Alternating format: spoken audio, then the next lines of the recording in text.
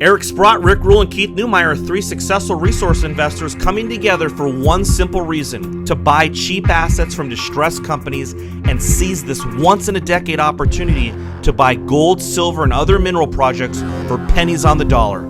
First Mining Finance Corp., trading on the TSX Venture under FF, a recently launched venture with the sole purpose to acquire advanced stage natural resource projects, and starting on day one with 18 projects, management has already identified over 60 additional projects to acquire. Learn more about First Mining Finance at futuremoneytrends/investright. When it comes to the U.S. dollar, and over the last year, we've seen the U.S. dollar do relatively well against the rest of the world, devaluing their currencies. How long can this go on for, and what are the consequences of the rest of the world doing this to such a large extent for so long? Well, the dollar story over the last year is kind of interesting because coming out of the last crisis in 2009, we had relatively easy monetary policy, and because of that, the dollar was relatively weak compared to the euro and the yen and several other major currencies. So that gave us the benefits of, in effect, winning a battle in the currency war. We were able to price our stuff relatively cheaply and sell it to the rest of the world, and we did relatively well. I mean, we didn't roar out of the Great Recession, but we held our own compared to these other economies who had stronger currencies. Well, they began to see themselves drop into what looked like it was going to be a deflationary recession, which could have easily turned into a depression, in Japan and Europe. So they have had to aggressively devalue their currencies. And so we allowed the dollar to go up versus the euro and the yen. And in fact, we took one for the team. We allowed those guys to devalue versus the dollar, which is to say the dollar went up in value. And that allowed them to stabilize, but now we're suffering. The U.S. economy is slowing down dramatically. By a lot of measures, we will have zero growth in the first 6 months of this year. And that means we're the ones now in danger of dropping into a deflationary recession, from which it's going to be hard to get out because we have so much debt. And it's in so many places that we don't necessarily know about now. The derivatives market is going on $2 quadrillion notional value. Nobody knows where all that stuff is or who has what exactly.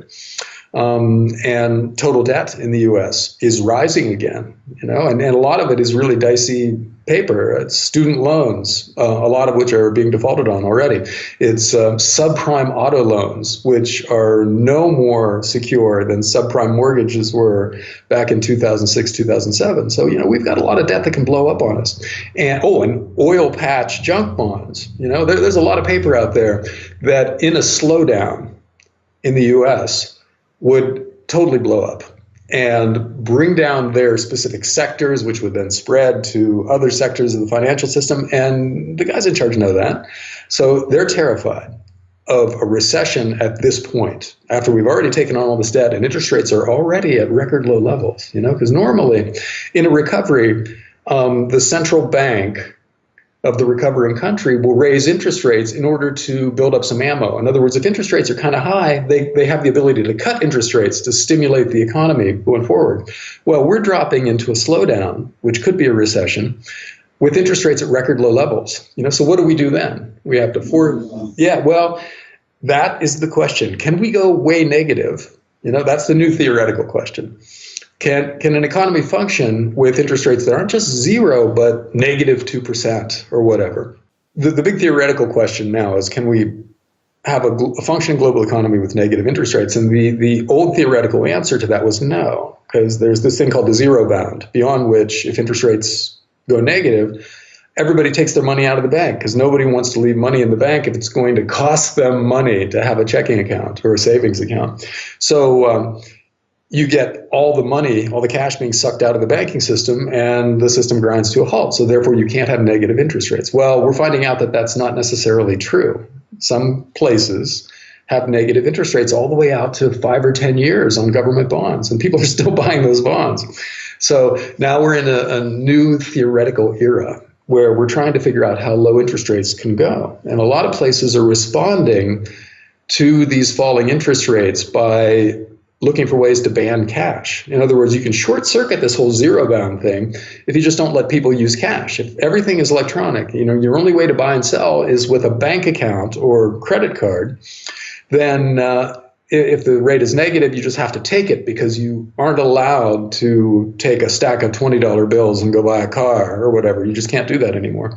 And as crazy as that sounds, that idea is spreading. The war on cash is in high gear right now with several countries and a lot of prominent economists actively looking for ways to make cash either really inconvenient to use or flat out illegal. So that's the next stage in the process. And there are so many dangerous aspects to the war on cash that we could do a whole show just talking about all the bad things that flow from a society that bans that kind of private transaction. That's amazing. I mean, negative interest rates, who would have thought? And I actually really hope that doesn't happen because, I mean, as it is, it's hard enough to get people to save and to encourage people to save. And if that happens, it'll just be even worse. And, that, of course, just adds to the unsustainability of the bubble that we're facing. And being 7 years away from the last financial crisis and, into the quote unquote recovery, we're due for something. And as you said, there isn't much ammo left, but I would hate to see what would happen if we didn't go into a negative interest rate environment. But I wanted to move over into Bitcoin. Do you see Bitcoin as a viable alternative currency in this environment where there is this war on cash, as you put it? Well, I think the jury's still out on Bitcoin in particular and cryptocurrencies in general. It's a fascinating idea and very possibly one future for money. But it's not clear yet whether a cryptocurrency like Bitcoin is a force for good. In other words, a way to allow people to transact that bypasses the whole fractional reserve banking fiat currency system, and therefore is a force for individual freedom and against big, powerful, overwhelmingly controlling government. Okay, on the one hand, or is it a means for those very same governments to control us because they can track our Bitcoin transactions and hack our accounts at will?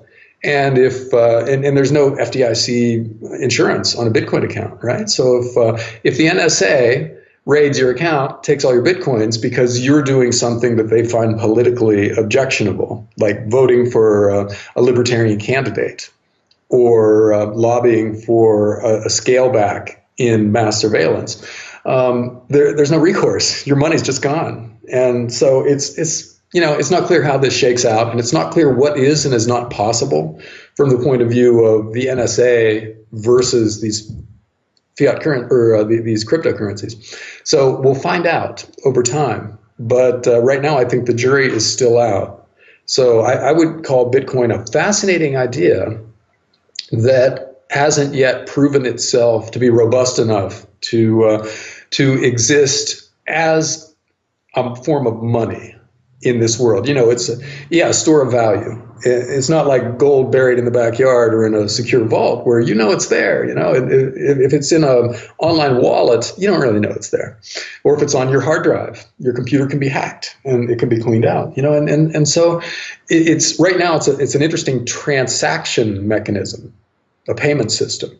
It is amazing being able to transfer wealth instantaneously without any restrictions or anywhere you want around the world, and then liquidate and purchase, which is a great alternative, especially for countries that have dealt with hyperinflation. I have family in Argentina right now dealing with their bank accounts being shut down and just dealing with the government devaluing their currency, coming out and saying, hey, this is now what your money is worth, and you cannot convert it for dollars. You can't take it out of the bank. You can't take it out of the country. And Bitcoin has been a great alternative for people who are dealing with situations like that at the moment, which I do find very fascinating. And according to all the people who understand the algorithms and what is going on behind the scenes, because I'm not smart enough to understand how Bitcoin, the network, all works, they do put their endorsement on it, and they say, hey, it's bulletproof. You can depend on it. And if that is true, I think there's a lot of potential there. Oh, yeah. And, the really interesting possible future for Bitcoin and its peers is something combined with gold, where, gold stored in a super safe vault is your underlying savings, in other words, your money. And Bitcoin is your transaction mechanism based on that gold, and there are some attempts at that kind of a hybrid system being built out there right now. And so we will see how it goes. But I find it hard to believe that anything that's online is bulletproof. If the governments of the world and the organized criminals out there who have massive resources and a lot of brain power to throw at this, it's hard to believe that they're not going to come up with some ways to interfere with the smooth functioning of cryptocurrency. Well, just making it illegal could put a big damper on it, because Sure. Law-abiding citizens aren't going to go out and do things and break the law at risk of getting thrown in jail and things like that. And I mean, I think the majority of us don't want to be thrown in jail. So that, to me, is the biggest threat. Them just coming out and saying, hey, you can't do it.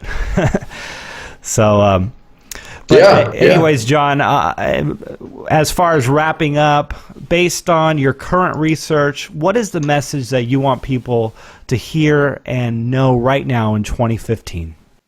Well, right now, we should understand that this is not normal, what's going on. We're purchasing financial stability at the cost of extreme instability in the future. And we can't know when it's coming, but it is coming. I mean, all the numbers that are building up right now are absolutely terrifying from the point of view of someone trying to just live their life and save money and keep a good job and all the rest of the stuff that a normal family and a normal person wants to do. Terrifying times coming. So we need to prepare as individuals. We can't stop the political process that's leading us over this cliff, but we can prepare for our own financial safety and that of our family. And that's what we should be doing right now. We should be tending our own gardens and letting the world work itself out and being ready to weather the storm when it comes. Well, that's great advice right there. John, I appreciate you taking the time to chat with me today. If people want to do more research and find out more about you, where would they go and what are they likely to find? Well, I run dollarcollapse.com, which is a blog/news aggregation site, which covers a lot of this stuff. And my latest book is The Money Bubble, which is available on Amazon.com and also through a link on dollarcollapse.com, which also covers a lot of this stuff and has several chapters on investment advice that explains how you can rearrange your finances to give you the best chance to get through what's coming. John, thanks for taking the time today. Appreciate it. Thanks, Kenneth.